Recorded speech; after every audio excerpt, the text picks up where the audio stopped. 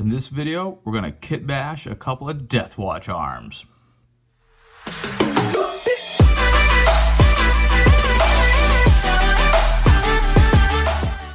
Alright, I got my build guide here for the veterans.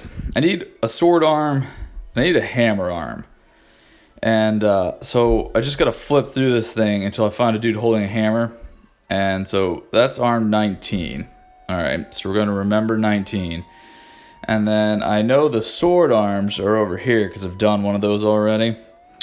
There's a sword arm, arm 21. Alright, so time to look at a sprue.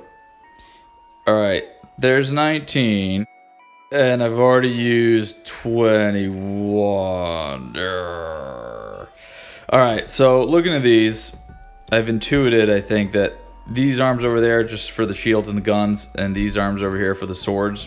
They don't say that anywhere in the instructions, but we're going to go with that. Alright, so we clipped them out. We're going to clean them off a little bit.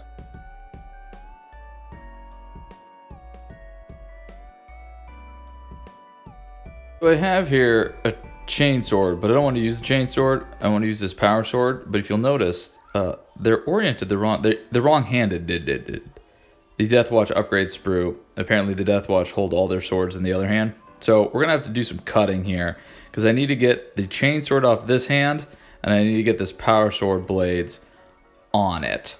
And so I'm gonna be careful with my very sharp hobby knife and try to trim out the hand from the chain sword.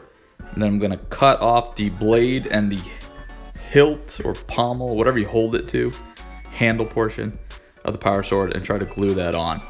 So here's my pieces, and here's my plastic glue. I'm going to get out some tweezers, and I'm going to end up getting out some pliers, and we're going to see if we can glue these together.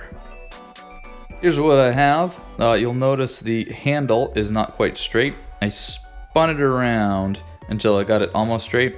Probably next time I should use a file to flatten those out a bit, but I think it'll look all right at 2 feet away.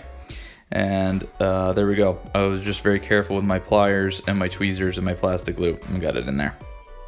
This is a thunder hammer off the veteran sprue, the Vanguard Veteran Sprue, and a heavy thunder hammer off the Deathwatch Veteran Sprue. I want to take the head portion or top portion off the heavy hammer and put it on the little hammer, because it has Deathwatch iconography. So I'm going to get out my very sharp hobby knife and be careful, and I'm going to trim these off, and I'm going to try to make them a little flatter. And I end up pinning this, and in that process I lost a lot of the video. So I'm going to try to talk you through the video I have at the process I went through to pin this, but if you've seen me pin anything else in this series, it's the same process. So if you're smart, you'll be able to figure it out. So I took the very tip of my hobby knife and poked it into the portion where I was going to drill, just to make a pilot hole. And then I drilled a hole in the haft and both the hammer head. Cut a piece of paper clip, and then using glue, I fastened the end of the paper clip into the top, then trimmed off very, very, very close. It was a very tiny bit, and then glued that into the haft as well.